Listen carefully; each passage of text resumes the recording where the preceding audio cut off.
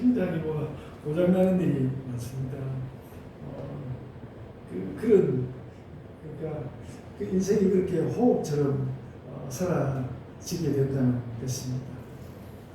그러니까 헛되다고 하는 이 말 자체가 헛되다고 하는 말 자체가 호흡처럼 이렇게 사라진다는 그런 뜻을 담고 있다는 것이죠. 이 전도서에서 헛되다고 할 때 가지는 가장 기본적인 의미입니다. 호흡처럼 왔다가 이렇게 가버린다는 것이죠.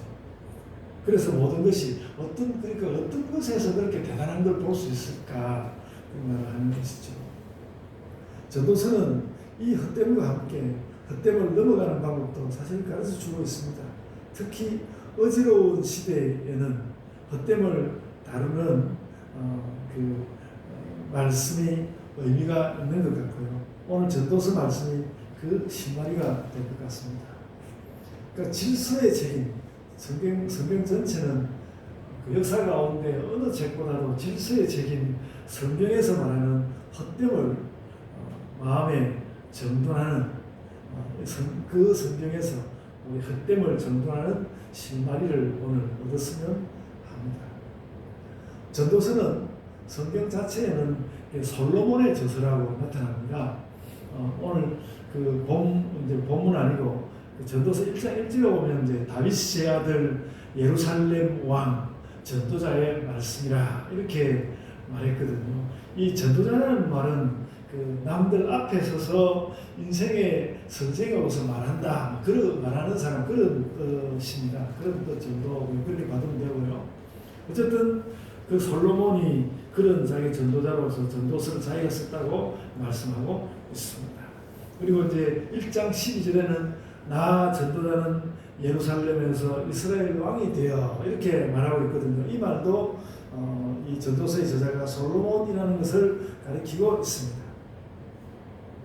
그러나 그렇게만 받아들이기 어려운 사실이 전도서 자체 안에 많이 들어있는데요. 무엇보다도 우리는 좀 잘 모르지만 그 히브리어 계통의 언어를 모르는 우리에게는 좀 낯선 설명이긴 하지만은 전도서에는 아람어와 페르시아어가 들어있습니다.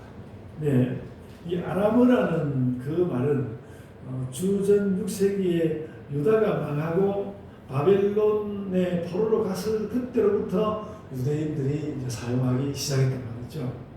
그리고 또 그러니까 그 6세기에 사용했으니까 주전 10세기, 솔로몬의 시대는 주전 10세기거든요. 한 400년 차이 있는데, 솔로몬 시대는 훨씬 앞선 시대여서 아람어를 이렇게 사용하지 않았다는 것이죠.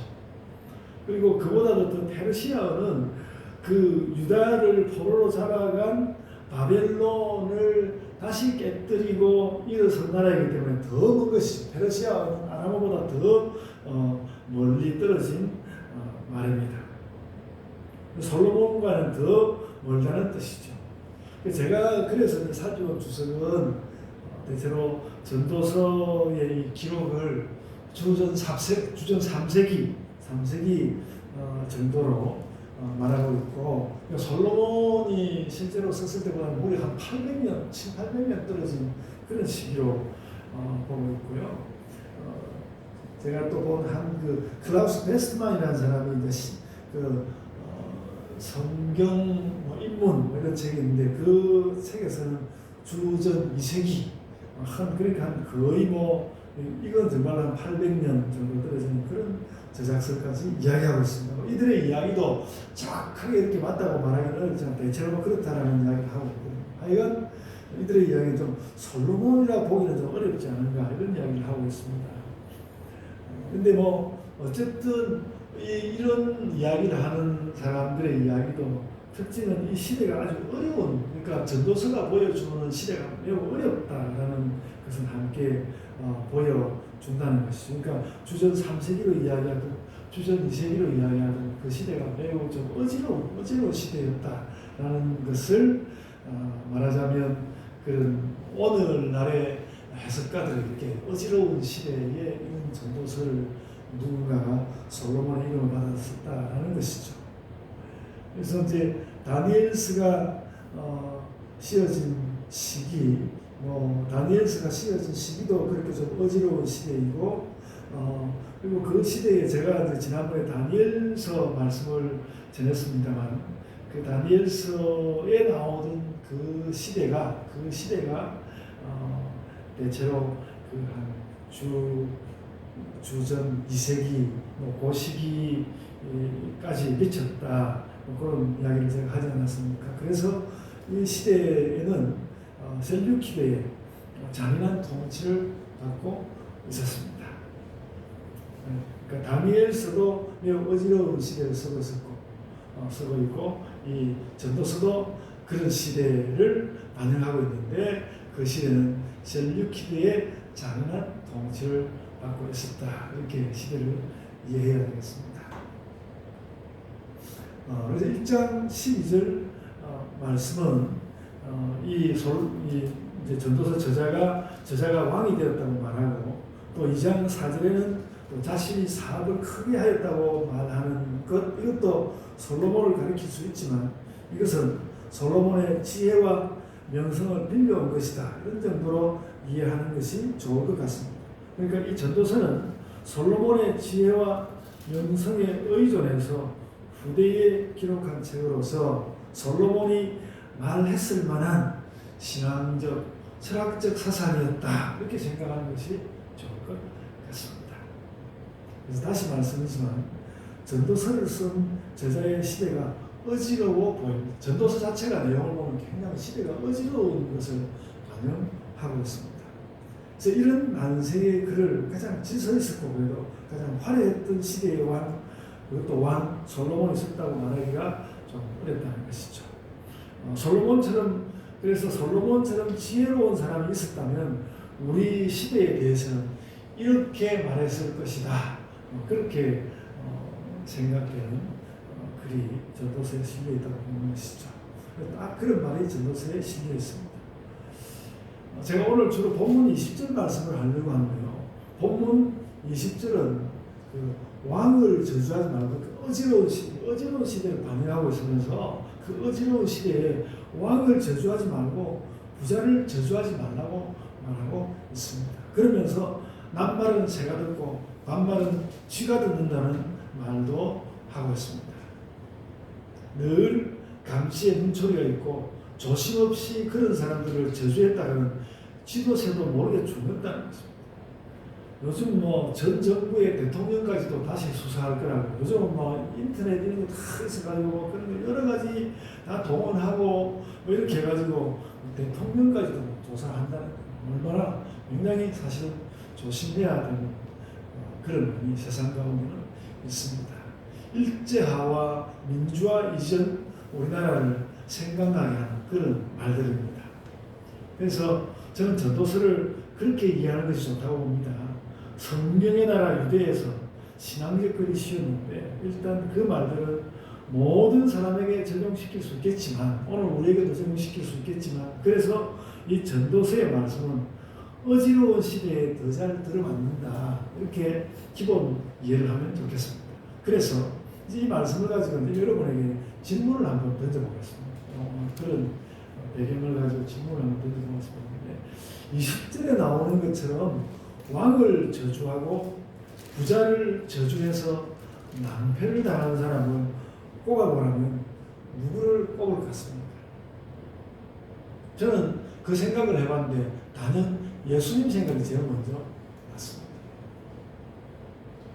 예수님의 십자가 처형 주변을 잘 살펴보면요, 그 시대에 힘 좀 쓴다는 사람들은 다 예수님을 싫어했습니다. 예수님을 싫어했습니다.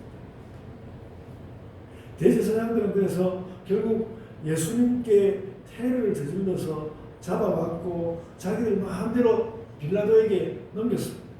빌라도는 이 예수라는 사람을 죽이기까지 해야 되나 좀 당황스럽기는 했지만 그렇게 하는 것이 자기 일신에 좋다는 결론을 내린 것입니다.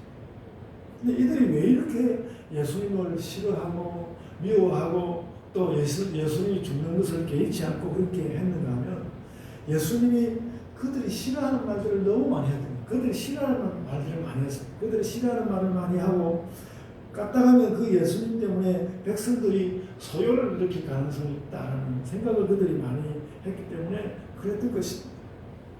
특히 예수님은 그 제사장이나 서기관, 바리새인들을 콕 찍어서 비난하였습니다. 그 비난 가운데서 굉장히 눈에 띄는 말씀이 마태복음 23장 15절에 나와 있는데요. 아주 강력한 표현입니다. 마태복음 23장 15절인데 이랬습니다. 화 있을진저 외식하는 서기관들과 바리새인들이여 너희는 교인 한 사람을 얻기 위하여 바다와 육지를 두루다니다가 생기면 너희보다 배나 더 지옥 자식이 되게 하는도다. 예수님 이렇게 말하십니다. 너희는 물론 지옥 자식인데 또 다른 사람이 생기면 그를 더 지옥 자식을 만든다. 이렇게 이야기를 하고 이런 이야기 듣고 그들이 좋아할 일이 없는 것이죠. 그러니까 말이 이 정도 되면 그 예수님이 어떻게 보면 예수님이 바리새인들에게 전쟁을 선포한 것이죠. 나와 한번 싸워보자. 이걸 선포한 거랑 마찬가지죠. 그래서 예수님이 이런 저주들로 바리새인과 서기관들의 미움을 샀습니다. 그래서 그들은 왕은 아니었지만 예수님은 그들을 저주했고 그들은 예수님을 죽였습니다. 그러니까 오늘 전도서 본문은요, 왕을 저주하지 말라고 교훈했는데 정작 예수께서 이 전도서 말씀과는 달리 권력자들을 저주해서 예수님이 큰 해를 본 것이고, 사실 전도서는 예수님처럼 그렇게 행동하는 것은 어리석은 짓이다, 이렇게 지금 이야기를 하고 있는 것입니다. 그래서 제가 지난번 전도서 설교에서 그런 말씀을 드리지 않았습니까? 전도서가 묻고 복음서가 답한다. 우리는 이 전도서 볼 때 그렇게 하는 것이 좋을 것 같습니다. 전도서가 물으면 복음서가 답한다. 오늘 왕의 저주에 관한 복음서, 왕의 그 저주에 관한 복음서가 내놓는 첫 번째 대답은 뭐 그렇든지 말든지 어디선가 보이든지 말든지 과감히 저주해 버리는 것, 그것이 예수님이 보이는 첫 번째 대답입니다. 그것을 이렇게 넘어서는, 그러니까 오늘 전도서 그 10장 20절에 나온 그 말씀을 넘어서는 방법의 모델은 예수님 자신이고요. 그리고 왕의 저주에 대한 복음서에 대한 두 번째는 여전히 전도서 말씀대로 하는 것으로 나와 있다고 생각합니다. 예수님은 막 무조건 싸우는 건 아니니까. 비록 권력자와 부자를 저주할 일이 있다 하더라도 그런 저주를 하였을 때 올 여파에 대해서는 깊이 숙고하고, 어떤 경우에는 예수님처럼 판을 뒤집어버려야 하지만 판을 뒤집는 것도 아닌데 공연히 말만 하고 손해만 볼 일은 아니라는 것을 저는 복음서와 같이 말씀하고 있다고 생각합니다. 전도서의 말씀들을 받아서 그런다고 생각합니다. 그러니까 복음서도 전도서의 방법을 완전히 던져버리는 것은 아니라고 생각합니다. 우리는 물론 예수님에게서 전도서와 다른 방법을 이렇게 얻을 수 있고 예수님이 그런 것을 보여주셨지만, 그렇다고 전도서의 어떤 신중함, 깊이 생각해보는 것, 이런 것을 무시하는 것은 아닙니다. 그래서 판을 뒤집는 격변으로 가거나 신중하게 지켜보거나 둘 중에 하나를 할 수 있다는 것이죠. 둘 중에 하나를 할 수 있다. 그래서 저는 이렇게 결론 짓는 것이 전도서의 답보다도 더 나은 답일 것이다, 그렇게 생각합니다. 그것은 복음서가 답한다는 것이죠. 여러분, 예수께서 계신다고 세상의 허무가 희선 듯이 없어지는 것도 아닙니다. 예수님 계신다 하더라도 우리 요즘 그런 세상을 맞고 있지 않습니까? 그러나 그 허무의 충격으로 인해서 우리는 영혼을 사모하게 되는 것이라고 전도서에서도 이렇게 확인을 하였는데, 예수께서 그 사모하는 영혼의 본 모습으로 우리에게 오셨댔고, 그래서 우리는 예수님을 보는 가운데, 예수님을 그 아는 가운데 때로는 권력과 부에 대해서 침묵하지만 반대하여서 소리 지를 때도 있다는 것을 우리는 복음서와 함께 읽으면서 그런 것을 깨달아야 합니다. 여러분, 다 아시는 요즘 그 생활에 관한 이야기를 좀 하려고 하는데요. 우리나라 의료보험이 많이 바뀔 거라는 뉴스가 요즘 나오고 있습니다. 대표적으로 무슨 MRI, 무슨 초음파 이런 것들의 혜택을 의료보험에서 줄이고 환자가 직접 돈을 내는 쪽으로 변경한다고 합니다. 그래서 뭐 그렇게 해서 의료보험 재정을 건전하게 하겠다는 명분을 내버렸지만 이제 그 실손보험이 약한 사람들은 치료를 못 받게 되고 그래서 의료 혜택에 그 실손보험이 없으면 제대로 못 받는 것이죠. 그래서 의료 혜택에 더 심한 차별성이 생겨가지고 의료제도가 공적이보다는 점점 더 사적인 것이 되고 그래서 우리나라보다도 못하다는 미국 의료 체계에 훨씬 더 가까워질 것이다. 그런 이야기를 하고 있는데 정확하게 어떻게 정해지는지 잘 모르겠습니다. 지금 정부는 이런 문제를 사회적으로 처리하지 않고 경제적으로 지금 처리하고 있는 것이죠. 그러니까 뭐 그냥 그것만 가지고 건전하게 해야 되겠다. 뭐 사회적으로 처리하려고 하면 딴 데서 돈을 끌어와서 할 수 있는 문제인데 그걸 안 하겠다는 것이죠. 그래서 사람들이 이런 내막을 알게 되면 당연히 권력과 부자들을 욕하게 되지 않겠습니까? 권력과 부자들을 욕하게 되겠죠. 무슨 한참 떠들썩했던 화물차들이 채상이 잘 맞지 않아서 이대로는 운송을 못하겠다고 파업을 하려고 하는데 정부가 업무 개시 명령이라는 것을 내려가지고 화물차들의 그 파업을 불법으로 규정을 하고 그래서 화물차 차주들이 낮은 값 그대로 운송을 해야만 하는 나중에 좀 어떻게든 좀 좋아지면 돈 좀 벌 것을 생각하면서 지금은 손해가 좀 되더라도 또 버는 것이 얼마 없을지라도 운송을 할 수밖에 없게 되었다. 그런 뉴스를 봤습니다. 정부에서 잘 됐다 이렇게 이야기하고 있는데 정말 잘 된 것인지. 그래서 만약 운송을 하지 않으면 온갖 불이익을 다 줄 것이기 때문에 어쩔 수 없이 차를 운전하고 있는 사람들이 분명히 있을 것입니다. 모든 화물차가 다 그렇다고 생각되지 않는데 특별히 그 약할수록 억지로 어쩔 수 없이 운송을 하고 있는 사람들이 좀 있을 것입니다. 그러니까 이렇게 한다면 화물차 차주나 운전기사들은 권력과 부자들을 욕하겠죠. 오늘 그 전도서 10장 20절 말씀 그런 것을 가르치고 있는 또 여러분 그 국정원 1급 고위직 20명을 1급에 이제 대기 발령을 냈다가 다 퇴직을 시켰는데 또 한 며칠 전에는 2급, 3급 뭐 직원들 100명 정도를 그 사람들 키우려면 한 20년씩 걸린다고 하거든요. 다 대기 발령을 했다고 합니다. 그래서 뭐 언론사의 사설들이 이러고도 국정원이 굉장히 비밀스럽게 있는 기관인데 제대로 갈 수 있을까 걱정하는 것을 제가 그 사설을 보고 좀 느꼈습니다. 뭐 언론이니까 언론은 뭐 저주는 안 하겠지만 걱정은 심하게 하는 것 같습니다. 그리고 또 다 아시는 이야기 이태원 참사 후에 정부가 유가족 정보를 비밀에 붙이고 모임을 만들어주지 않아서 결국은 이제 민주사회를 위한 변호사 모임 민변이라는 그 단체가 주선을 해가지고 70명 남짓 희생자들의 가족들이 모이게 되었습니다. 그 나머지 사람들은 또 혼자서 어떻게 지냈는지 알 수 없지만 그렇게 됐습니다. 그래서 그걸 보면 그 참사 전체를 보면 그 참사 자체가 가장 큰 문제이고 그 때문에 경찰이 죽고 공무원도 죽고 그때 그 자리에 함께했던 그 친구는 죽었는데 나는 살았어. 그래 그 견딜 수 없어서 결국 그 아이가 죽고 말았다는 그 이야기를 우리는 신문을 통해서 보게 됐는데 정부가 뭔가를 하고는 있겠지만은 그런 그 유가족들에게 시체 부검을 해가지고 마약을 사용했는지 안 했는지 그거 알아보자라는 말을 했다고 하거든요. 그것도 이제 계속 들려오는 이야기로는 한두 사람이 아니고 꽤 많은 사람에게 그렇게 했다고 합니다. 참 이렇게 무심하고 이렇게 생뚱맞을 수가 있을까?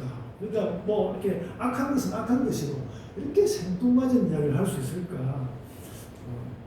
그런 생각입니다.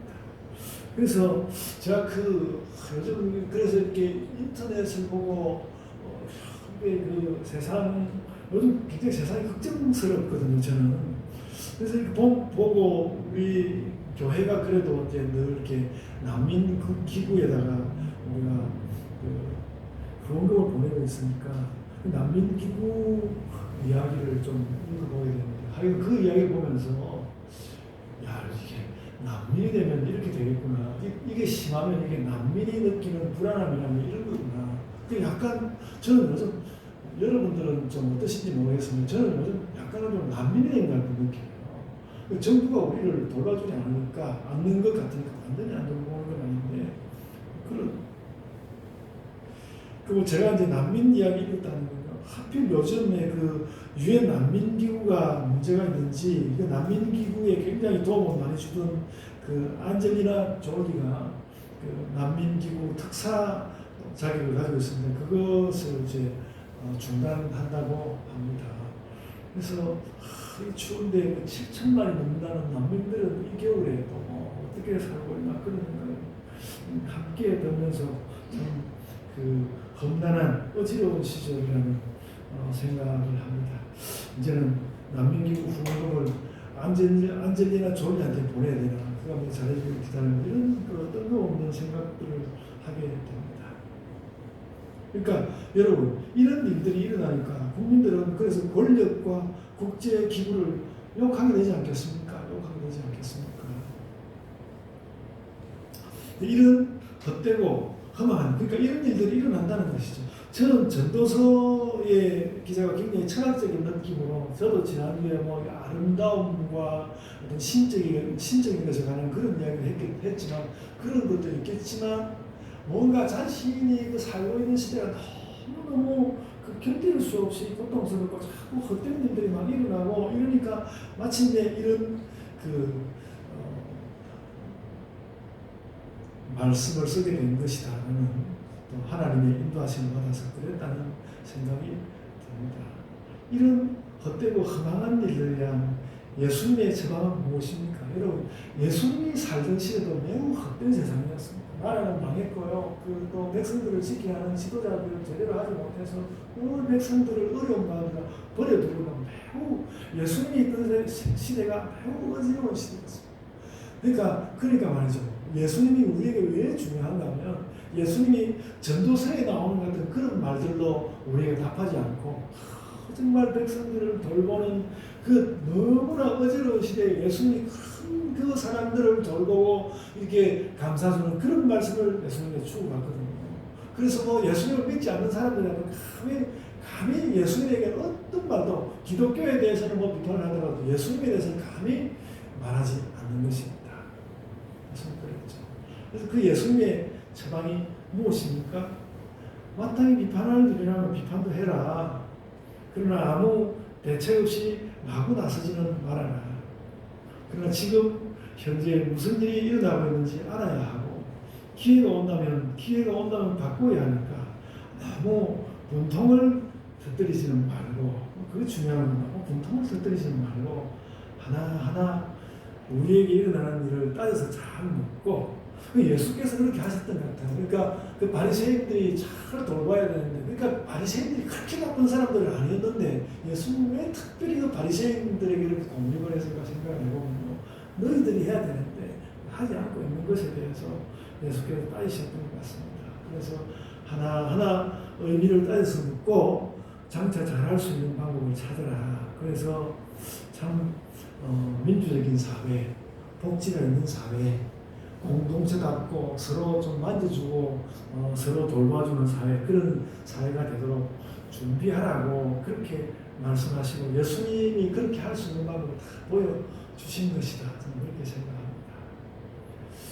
여러분, 그러니까 저는 하여간 요즘에 정부를 제가 옳다 그러다 말하지 않더라도 사람들이 다 알고 있으니까요. 요즘 정부에 대해서 사실 그렇게 말하고 싶은 것은 없고요. 그러니까 이제 그렇게 포스트 모던 시대라는 것은 이제 정치가 세계의 중심이 아니라는 거거든요. 정치가 세계의 중심이 아니고 다 사람들이 제각각으로 살 수 있도록 하는 것이다. 그랬는데 요즘 정부는 그걸 하지 않고 정치가 최고다 하고 이렇게 피라미드 위에 올라서가지고 모든 것을 제멋대로 하려고 하는 그런 모습을 보이는 것 같으니까, 그러니까 정권을 잡았다고 사회의 의미까지 무너뜨리는 그런 일이 없어야 된다는 것이 우리 시대에 이미 한 1960, 한 50년, 60년 전에 깨달은 일인데 그걸 뒤집고 지금 가고 있는 것 같은 그런 느낌을 받고 있습니다. 이렇게 이야기하면 또 뭐 비판하는 이야기가 되겠는데 우리가 그런 시대를 살고 있습니다. 그래서 될 수 있으면 우리가 앞으로 정치가 필요 없는 세상, 정치가 필요 없는 사회를 만들기 위해서 모든 노력을 해야 된다고 생각이 됩니다. 그래서 그 정부가 그러고 있으니까 그러니까 사회에 더 약한 사람들이 이런 세태 가운데 더욱더 난민 같은 그런 삶을 살게 되는 것이죠. 그래서 오늘 본문 20절을 보면서 저는 우리 사회의 어려움을 생각하게 되었습니다. 전도서와 복음서를 합치면 적어도 우리의 행동 방향은 나오는 것 같습니다. 예수님의 한탄하는 말씀을 우리는 마음에 잘 담고 살아야 한탄하는 말씀, 또 돌보시는 말씀 함께 담아야 하겠죠. 그러니까 예수님이 바리새인들 그런 사람은 너희가 지옥 자식들인데 너희의 가르침을 받은 자는 더 지독한 지옥 자식들을 만드는구나. 예수님이 그런 말씀도 내뱉었거든요. 저주하는 말씀이잖아요. 이 나쁜 놈들이 사회와 신앙까지 망치는구나. 그렇게 예수께서 그런 저주의 말씀 하셨거든요. 그래서 예수님은 이런 말씀을 하시다가 결국 붙들려가지고 십자가에서 죽게 되셨죠. 대상을 하셨지만. 그래서 아주 온건하게 우리 자신은 그렇습니다. 지금 무슨 일이 일어나고 있는지는 알고 살아야 하겠다. 이렇게 알고 살아야 하겠다. 알고 난 다음에 어떻게 할지 우리가 분통을 듣다기보다는 세상에 대한 통찰을 쌓아가야 할 것 같습니다. 저는 목사여서 막 정치 이야기 같은 걸 담고 싶지 않습니다만 요즘 들어서 참 그래서 민주주의를 참 제대로 한다는 것이 참 어려운 거구나. 어려운 거. 민주주의가 꽤 온 것 같았는데도 다시 넘어지기도 하고 그렇게 하니까 참 늘 깨어서 이렇게 해야 되는 거구나. 그런 생각도 함께 하게 됩니다. 여러분, 전도서 저자가 헛되다고 하는 말은 그런 말이라고 생각이 됩니다. 그런 말이라고 생각이 됩니다. 세상 산다는 것이 늘 그런 식이니까 세상이 그렇게 되어가고 있으니까 헛되다는 것을 느끼지 않을 수가 없어. 이렇게 생각이 된다는 것이죠. 그래서 사회는 생각하지 못한 곳에서 희생이 필요할 때가 있는데 우리는 그런 필요에 응답하며 살아야 하는 것이죠. 그래서 예수께서는 뭐 그 이상으로 다시 부활해서 오신 것이 있으시지만 죽으시는 그 자체로는 참 희생이 필요할 때 희생을 보이시는 그런 모습을 예수께서 보여주신 것이죠. 그런 필요에 우리가 이제 응답하면서 살아야 할 것입니다. 우리가 맨날 온 동네 공부방 정말 몇 명 안 되는 사람을 돌보는 것으로 우리가 의무를 다했다고 우리의 의무를 다 떼올 수는 없지만 그것이 우리의 의지의 표시라고 생각하거든요. 그래 또 우리가 이미 알고 있는 이야기로 교회가 그래서 우리 교회는 남의 도움을 많이 받아야 좀 견뎌낼 수 있는 교회고 그런 교회이긴 합니다만 우리 교회도 여러 곳에 기부를 하고 있습니다. 그렇게 조금의 희생인데 그렇게 하면서 살았으면 좋겠다는 것이죠. 그렇게 해야 된다.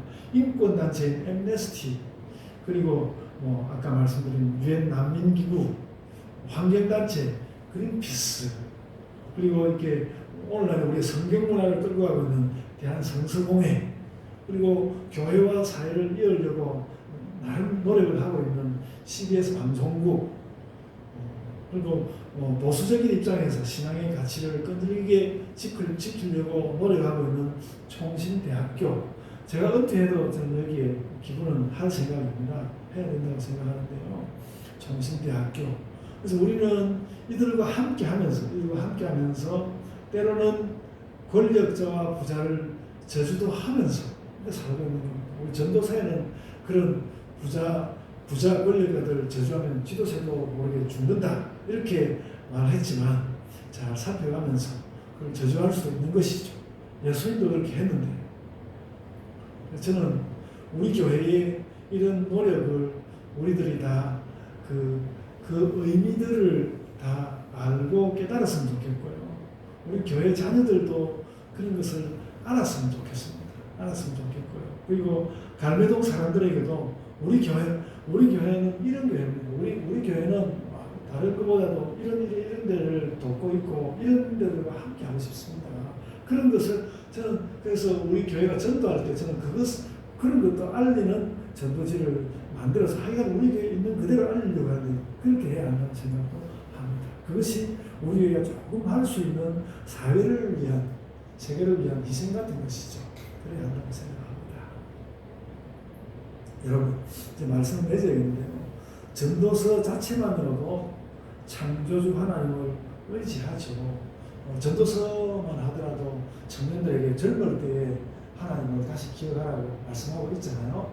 12장 들어가면서 이렇게 전도서 자체만으로도 창조주 하나님을 의지하게 되지만 예수께서 오셔서 복음서에서 주신 그 발전된 답을 우리가 찾음으로써 우리는 여전히 허무 속을 걸어가면서도 전도서 저자가 말했던 것보다는 무엇인가 좀 더 발전된 길을 우리가 찾아서 갈 수 있다. 왜? 예수님이 여기에 대해서 전도서보다 발전된 대답을 하시니까 그렇게 해서 우리는 여전히 아직도 허무 속을 걸어가는 이 세상 가운데서 예수님과 동행하면서 전도서에서 교훈을 받으면서 우리의 삶의 길을 걸어갈 수 있다는 것이죠.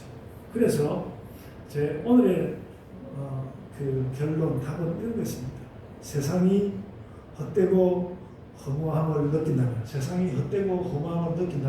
어떻게 할까요? 예수님과 진정으로 동행하십시오. 그런 대답을 드리고 싶습니다. 아멘. 제가 기도하겠습니다. 주님, 은혜를 감사합니다. 저희가 살다 보면 때로 개인적으로 좀 헛되게 보이는 일들을 만나기도 하고 또 사회가 어려움에 처하기도 하는 것을 보면서 삽니다. 주님, 이럴 때에 저희가 저희 자신을 포기하지도 말게 하여 주시고 헛된 것을 안다 할지라도 그것으로 인하여서 타인들을 괴롭게 하지도 말게 하여 주시고 또 나의 조그만 희생이 아무것도 아닌 것 같을지라도 그 마음을 되살려서 그렇게 가는 가운데 예수님과 동행하고 또 예수께서 그래서 나에게 주신 그 복된 걸음 또 예수께서 나에게 주신 좀 희생하는 걸음 그래서 예수님을 닮아서 뭔가 증인이 되는 삶 그런 것을 우리가 그런 삶을 살아갈 수 있도록 아버지 하나님께서 은혜를 입혀주시고 지혜를 주시고 용기도 주시고 또 통찰도 주시고 그 많은 것들을 주심으로 인하여 저희가 참 이 땅을 살아가면서 주님 저희가 주님을 따르다 보니까 참 세상이 이렇게 흘러가는 것을 알겠습니다. 이렇게 허망해지는 것 우리가 막아설 수는 없을지라도 그래도 이 속을 관통하고 지나가는 법을 예수 그리스도를 통하여 배웁니다. 그런 마음의 나세를 가지며 저희의 삶의 길을 가게 하여 주옵소서. 주님 저희의 가는 걸음에 늘 함께 하옵소서. 예수님 이름으로 기도드리옵나이다. 아멘.